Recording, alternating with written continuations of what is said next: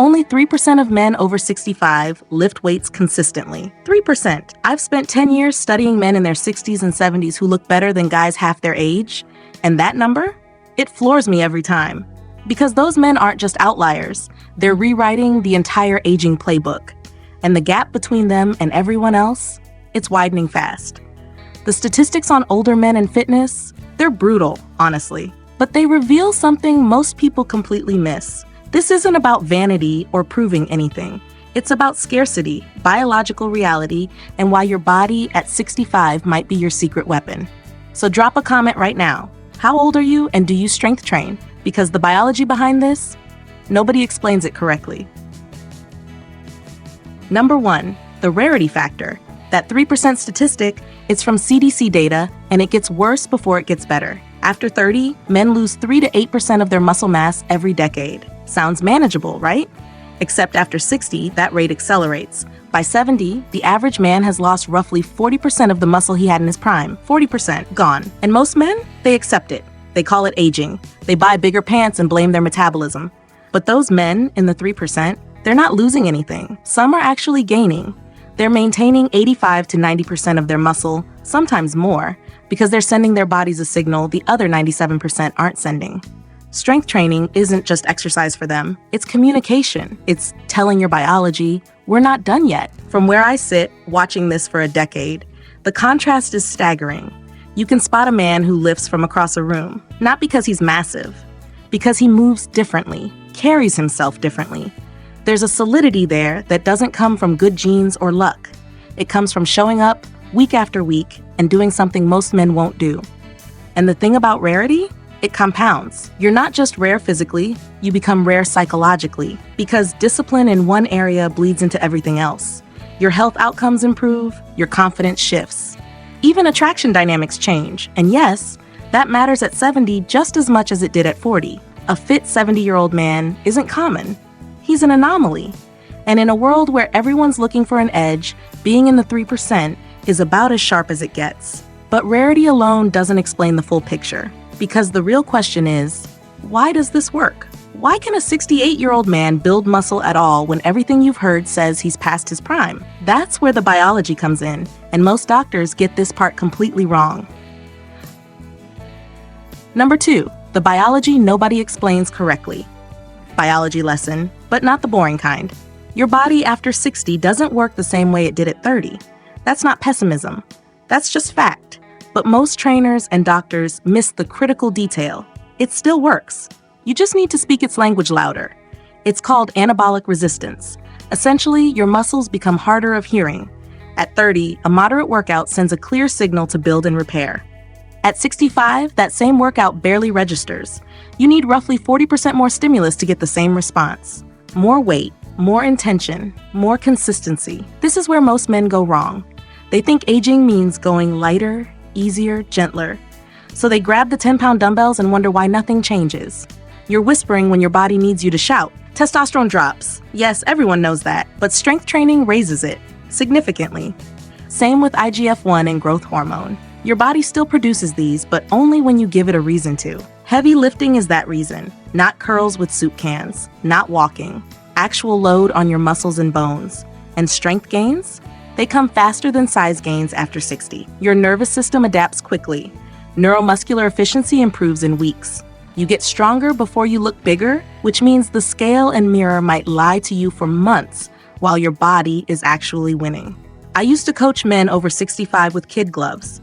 Lighter weights, more reps, be careful energy. Then I saw the research. Then I watched a 71-year-old client progress from struggling with 95-pound squats to hitting 185 for reps in 6 months. I'd been doing them a disservice. Their bodies were capable. I just wasn't asking enough of them. Use it or lose it isn't motivational fluff. It's cellular biology. Your muscle fibers atrophy when they're not challenged.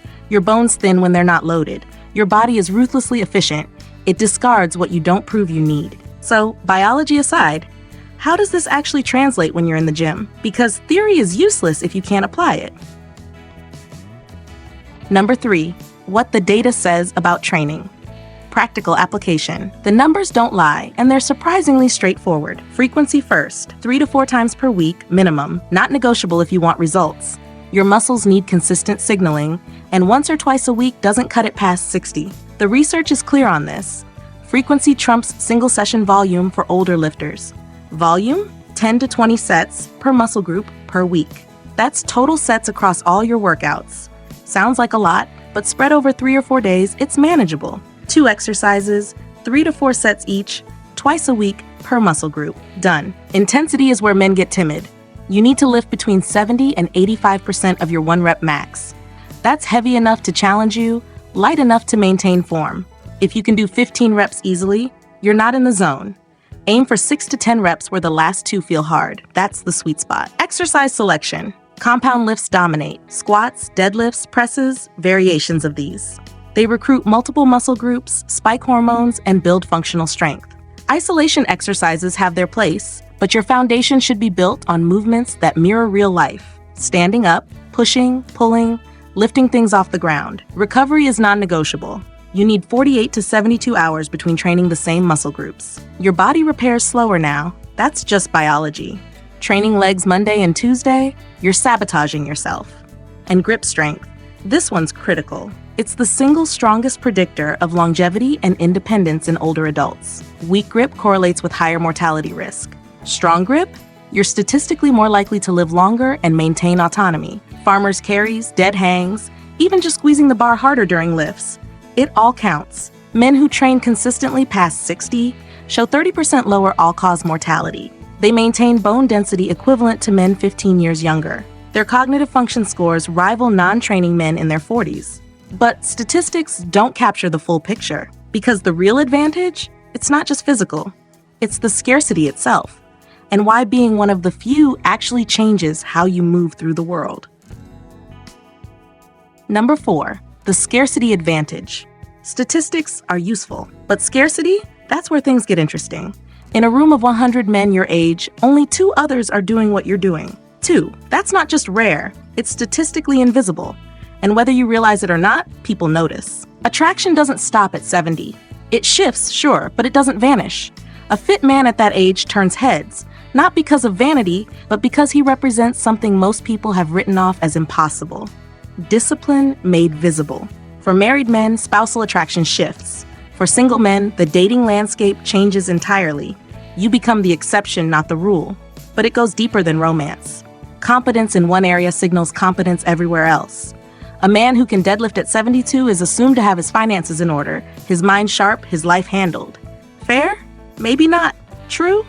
Absolutely. We make judgments in seconds, and physical presence is the fastest shortcut to credibility. From my perspective, and I say this after a decade of watching men transform, there's a specific energy shift that happens. Confidence stops being something you perform and starts being something you inhabit. You move through space differently. You make eye contact longer. You stop apologizing for taking up room. I had a client, 72 years old, maybe 165 pounds, soaking wet. Not big, but he deadlifts 315 for reps. Every time he trains, people stop and stare. Not at the weight, at the defiance, at the refusal to accept the narrative everyone else bought into. That's the advantage. You're not just building muscle, you're building proof. Proof that the rules don't apply the same way to you. Proof that discipline compounds. Proof that age is a factor, not a verdict. And once you internalize that, once you feel it in your bones, it bleeds into everything. Decision-making, relationships, how you carry yourself at the grocery store or across a dinner table. But none of this matters if you think you've missed your window. So the final question, can you actually start this at 65, 70, even 75? Or is it already too late? Number 5, starting late versus never stopping. If you're 68 or 73, or maybe 65 and thinking you should have started a decade ago, it's not too late. That's not motivational fluff. That's data. Novice gains exist at every age. One study tracked men over 70 who'd never lifted before. 12 weeks in, they'd gained an average of 1.5 kilograms of lean mass. Their strength shot up across the board. Their balance improved. Their confidence through the roof. Your body doesn't care that you're starting late. It cares that you're starting at all. But, and this matters, the approach has to be smart. You can't train like a 25-year-old who can recover from anything. An injury at 70 doesn't sideline you for 6 weeks. It costs you 6 months, sometimes more. So form trumps ego every single time. Leave your pride at the door and move well before you move heavy. Start with a movement screening if you can. Get a baseline on joint health, mobility, any limitations, then progress gradually. Your timeline is slower than a 30-year-old's, but it's still reliable. Add weight when you can do an exercise cleanly for the prescribed reps. Don't rush it. Consistency beats intensity every time. 3 days a week for a year will destroy 6 days a week for 2 months. Your body adapts to patterns, not sporadic heroics. And nutrition, most men get this wrong. You need at least 1.6 grams of protein per kilogram of body weight, minimum. Most men over 60 are consuming less than half that. No amount of training compensates for inadequate protein. Your muscles need the raw material to rebuild. Starting at 68 isn't ideal. I won't lie to you, but starting at 68 is infinitely better than looking back at 78, wishing you'd begun a decade earlier. The best time to start was 40 years ago. The second best time? Right now. That's not a cliche, it's math.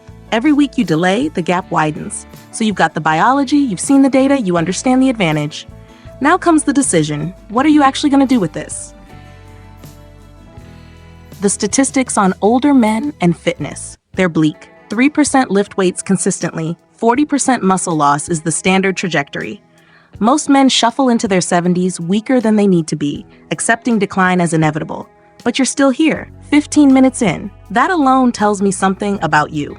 The gap between fit and unfit at 70 isn't cosmetic. It's existential. It's the difference between independence and assistance, between confidence and invisibility, between being in the room and owning the room. Not through arrogance, but through presence that can't be faked. You don't need to become a bodybuilder. You don't need to post shirtless photos or compete in anything. You just need to be consistent enough to stay in that 3%. That's the entire game. Show up 3 to 4 times a week. Lift heavy enough to matter. Eat enough protein. Recover intelligently. Do that, and you're not just an outlier. You're proof that the rules everyone else accepts don't apply to you. And honestly, more men need to see that proof. So if this resonated, share it with someone who needs to hear it. Not for me, for them. Drop a comment too. How old are you, and what's your current training frequency? I read every single one, and your answers help me make better content for you. If you're serious about this, if you want more on training, nutrition, and the mindset shifts that make everything click, hit subscribe. I've spent 10 years studying this, and I'm not going anywhere. There's a video on the biggest mistakes men over 60 make in the gym pulling up on your screen right now. Watch that next. It'll save you months of spinning your wheels. Starting late doesn't disqualify you. It just means you can't afford to waste time on nonsense. So get after it. Your 75-year-old self is counting on the decisions your 65-year-old self makes today. I'll see you in the next one.